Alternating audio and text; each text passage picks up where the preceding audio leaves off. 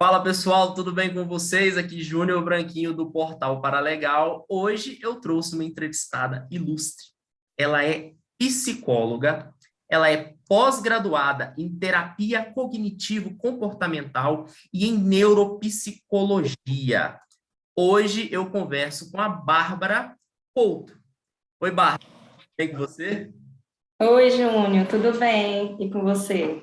Tudo jóia. Bárbara, hoje eu convidei você para estar aqui pois o tema do nosso vídeo de hoje é como manter a saúde mental durante os estudos. E ninguém mais competente para falar sobre isso do que você. Eu já começo perguntando para você o seguinte, Bárbara: como conciliar a rotina de trabalho com as tarefas de casa, os filhos, estudos, mas sem perder a qualidade dos estudos, né, para conseguir alcançar ali boas notas. Isso é possível?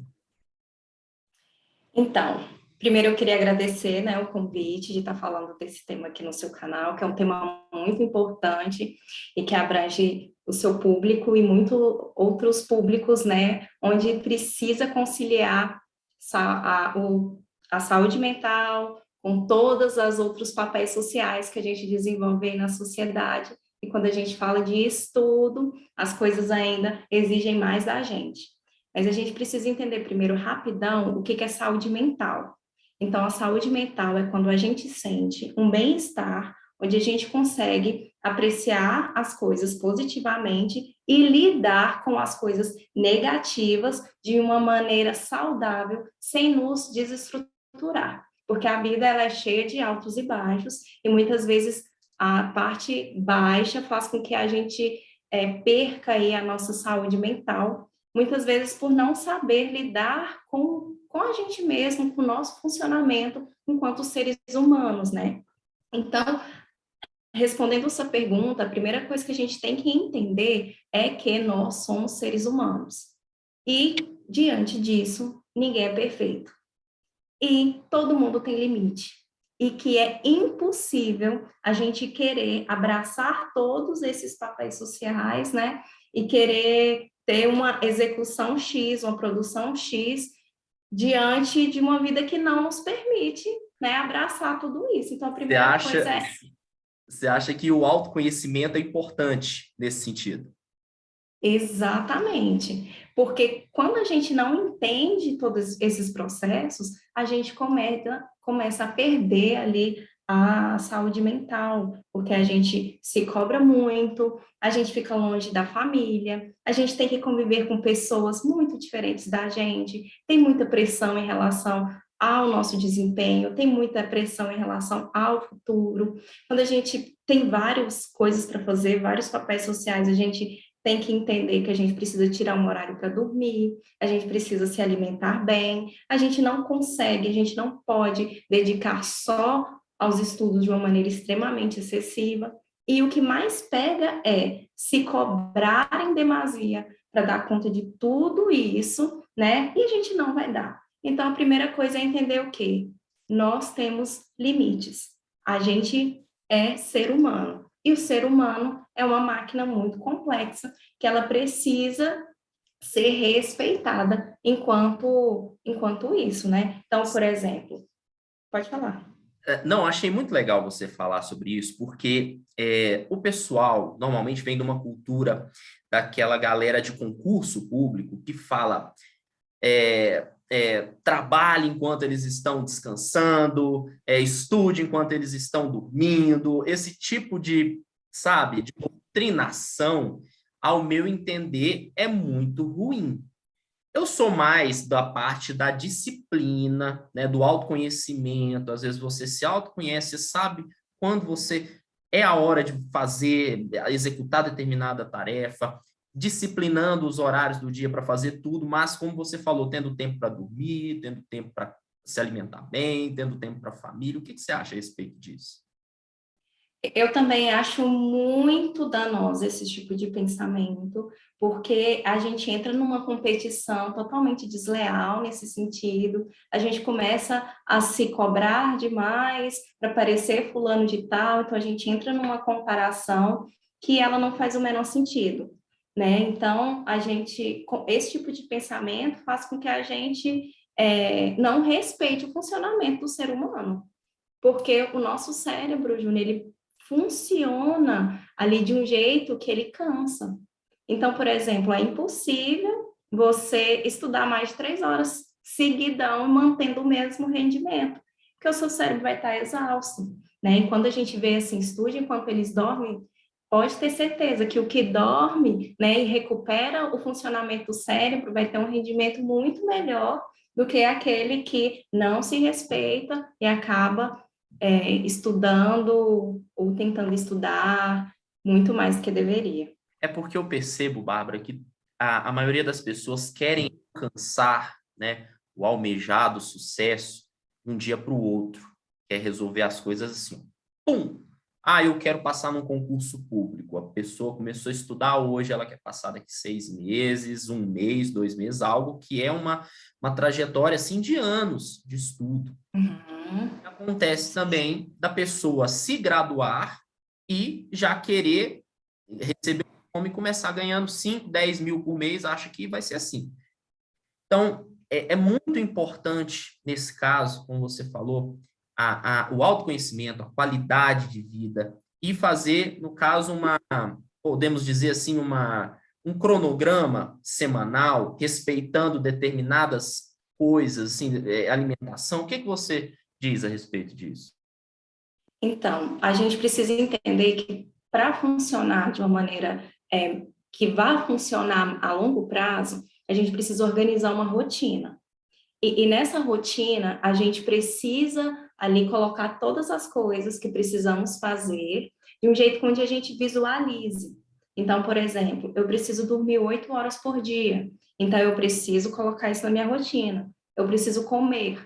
Então, eu preciso colocar isso na minha rotina. Então, a gente tem que definir as nossas prioridades, né? Refletir sobre o tempo que a gente tem para a gente poder estudar, fazer um cronograma de estudo, colocando lá qual que é a nossa meta a curto prazo, a médio prazo, a longo prazo. E a gente precisa traçar metas que são alcançáveis, porque o ser humano, né, nessa vontade louca de chegar lá logo, a gente coloca umas rotinas e metas totalmente inalcançáveis.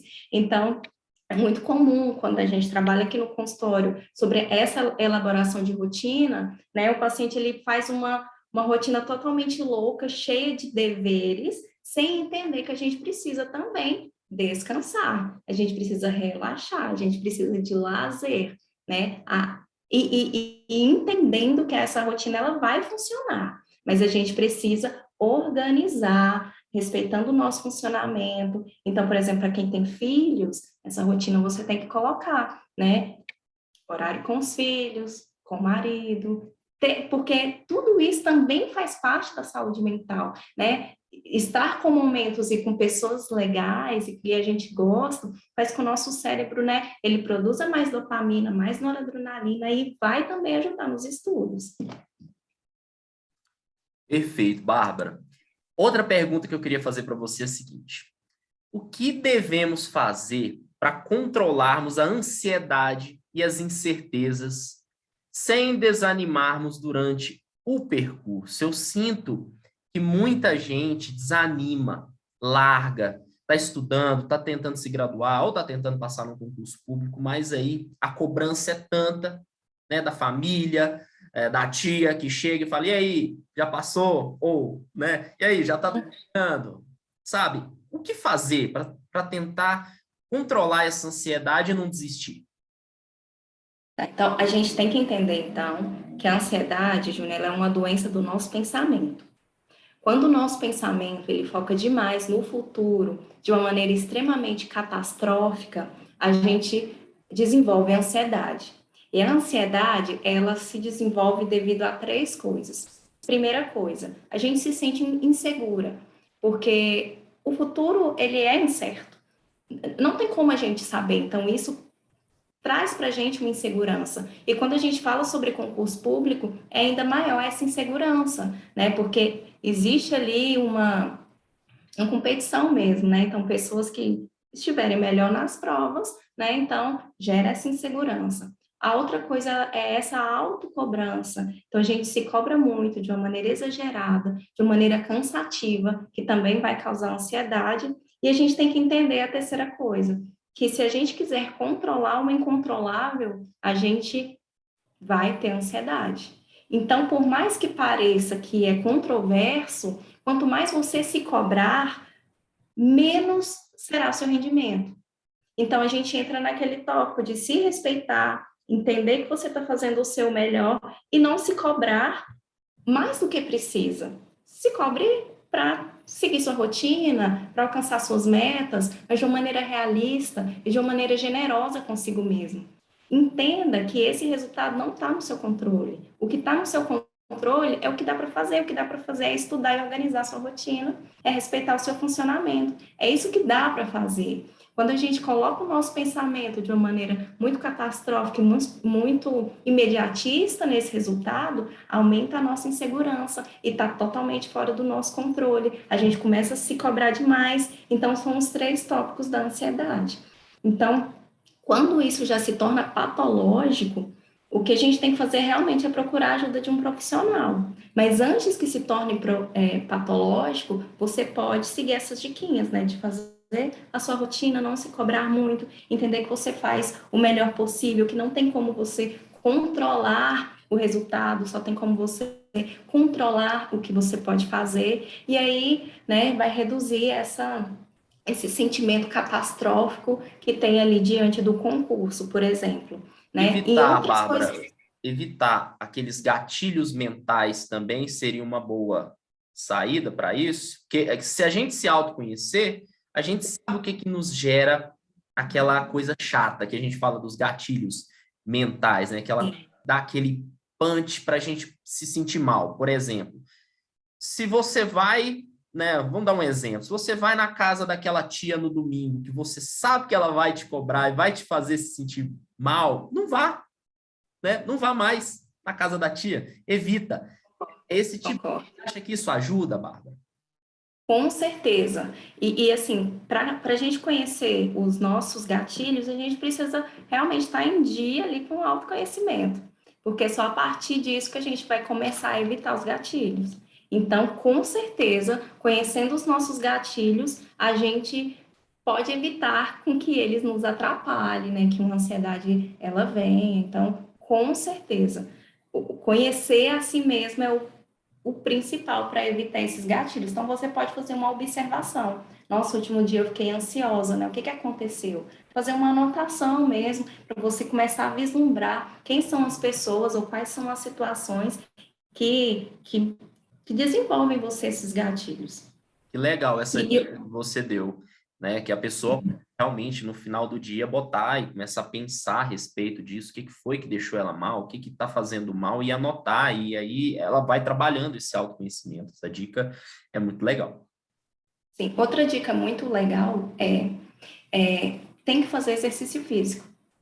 Para evitar a ansiedade, tem que fazer exercício físico. Não é aqui para ter um corpo X ou para vislumbrar, não. Isso é para manter a saúde mental e principalmente contra a ansiedade, tem que fazer exercício físico. E não vale só tipo uma caminhadinha, não. Tem que ser algum exercício físico que acelere o seu coração para que, né, o seu corpo comece a responder de uma maneira mais positiva, né, à ansiedade. Outra coisa muito legal é meditação.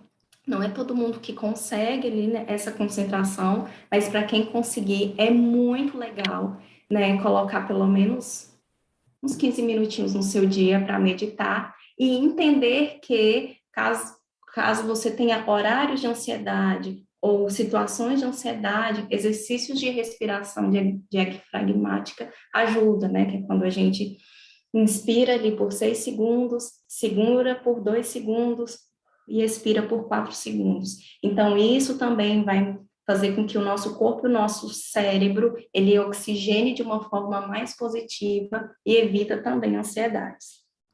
Perfeito, Bárbara. Muito legal as dicas que você passou para a gente. Olha, eu vou fazer uma pergunta para você aqui agora que eu acho que é um pouco filosófica. Ok.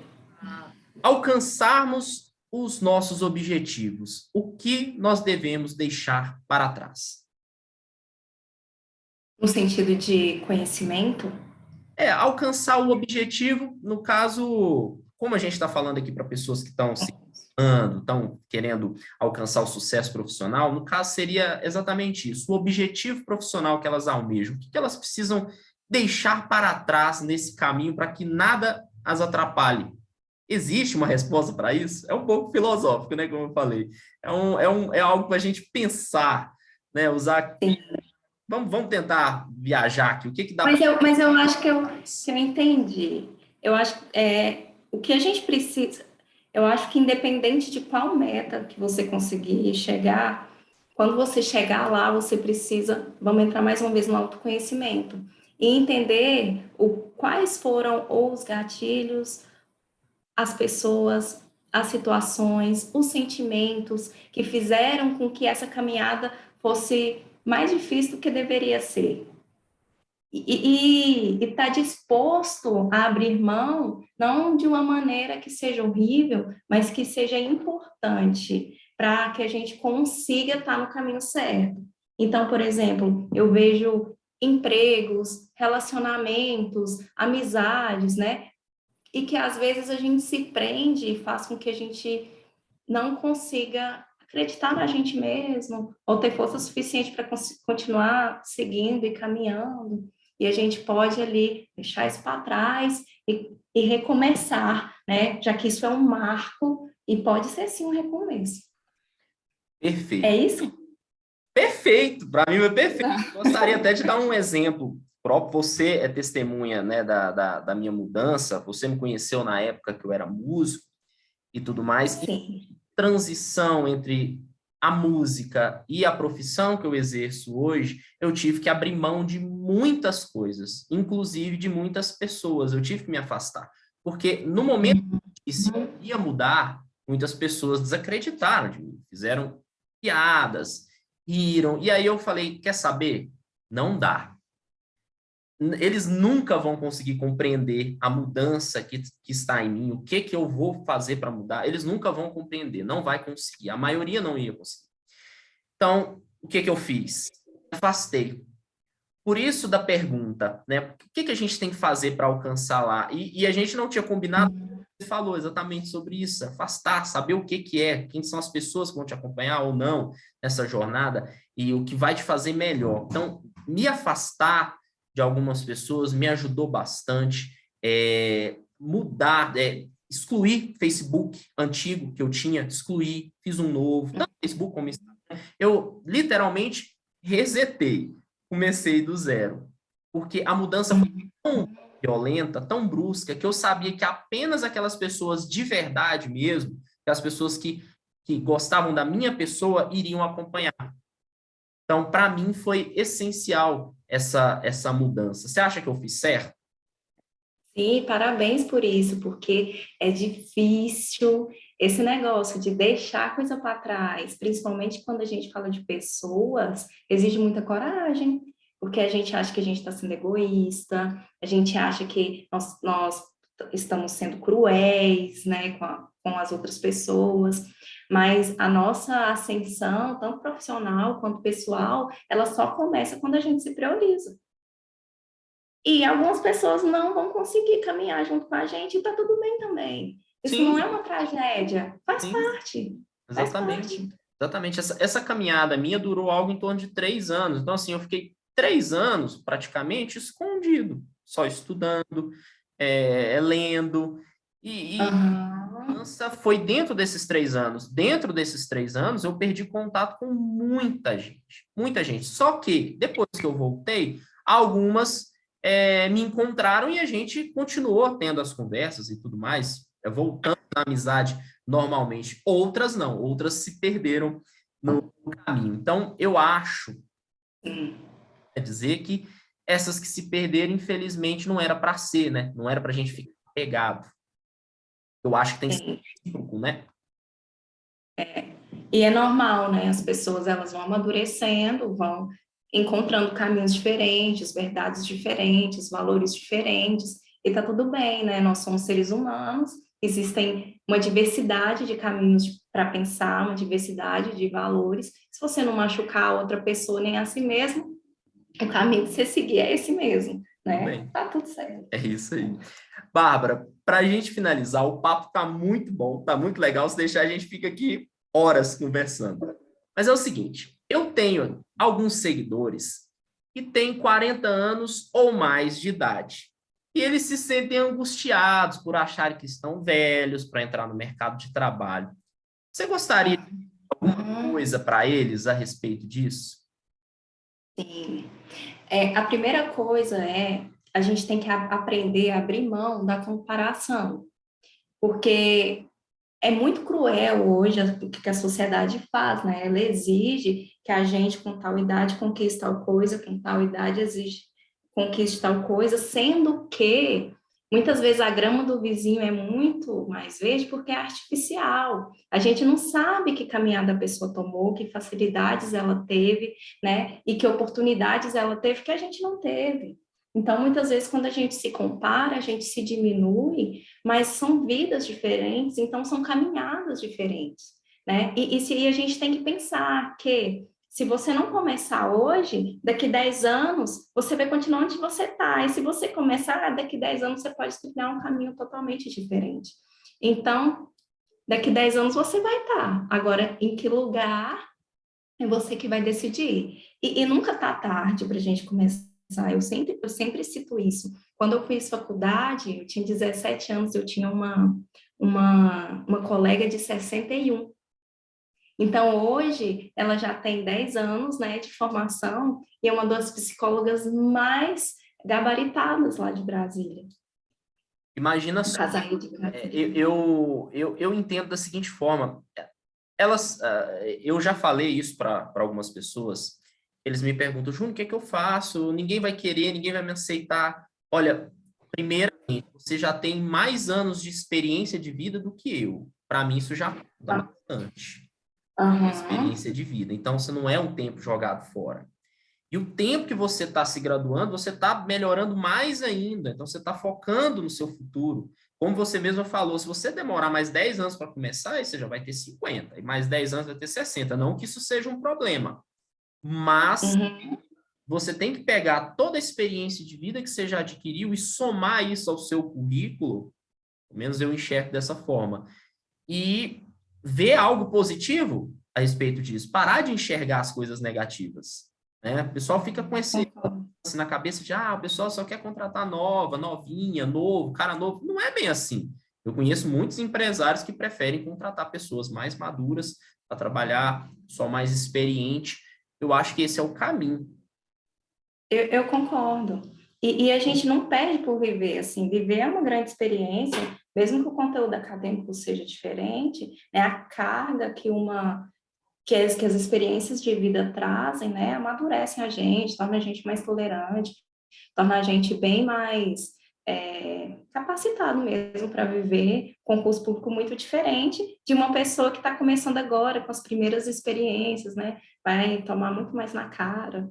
Perfeito. Então, é igual eu falei, não existe comparação. A comparação não faz sentido nenhum, porque pessoas são diferentes, têm vidas diferentes, então é fazer a nossa própria história sem olhar a grama do vizinho. Desapegar, se permitir, né, Se Bárbara? permitir, O livro, exatamente. o seu livro. Pessoal, a Bárbara é escritora, ela já tem 2 livros lançados. Eu gostaria de deixar um espaço para você falar a respeito. Inclusive, um dos seus livros é o Permitas, não é isso? Sim, exatamente. Disso. Ah, que legal. Obrigada. Então, gente, vou usar esse espaço e falar dos meus 2 livros. O Permita-se é o primeiro livro. Ele vem falar sobre o desapego, exatamente, do quanto a gente precisa se permitir, e traz a história de Adriana, que é uma mulher que vive um relacionamento abusivo. Né? Então, esse livro ele é sobre relacionamentos abusivos. E tem a continuação dele, que é o Aceite-se, que ele vem falar sobre o poder da autoaceitação, do quanto que estar numa sociedade que muitas vezes dita padrões de vida que são muito desumanos e difíceis de alcançar, né? Talvez o caminho para a felicidade é a gente se aceitar e fazer a nossa própria história. Então, Perfeito. são esses 2 livros. Aonde que o Certo? pessoal acha seus livros, Bárbara? Para comprar? Então, os meus livros, eles estão na internet, na Amazon, na Americanas, mas se você adquirir ele lá no meu Instagram, você compra um autografado. Mas se você também gostar de ler ele em PDF, né, no Kindle e tal, tem disponível na Amazon também. Perfeito. Eu quero que você me mande os links que eu vou deixar aqui na descrição para quem quiser adquirir os livros da Legal. Bárbara. Eu tenho certeza que vai fazer a diferença em sua vida, porque como a Bárbara aqui, a gente fez a construção, né, do entendimento e foi natural, a gente percebeu que é necessário desapegar e é necessário ter o autoconhecimento. Então, eu acho que encaixou perfeitamente com o tema do livro da Bárbara, né? É verdade. Aceite-se. Então, eu acho que encaixou perfeitamente. Bárbara, muito obrigado pela sua participação, de verdade mesmo. Valeu muito. Pessoal, sigam a Bárbara nas redes sociais, vou deixar aqui os links para vocês conhecerem o trabalho dela. Bárbara, valeu. Valeu, eu que agradeço a oportunidade. Precisando, pode contar. Valeu. Valeu, pessoal. Se vocês gostaram, deixa o like, compartilha nos grupos de WhatsApp sobre serviços jurídicos e notariais ou para o pessoal que está tentando passar em concurso. Isso aqui é muito importante, conteúdo muito legal, que tenho certeza que vai fazer a diferença para vocês. Valeu!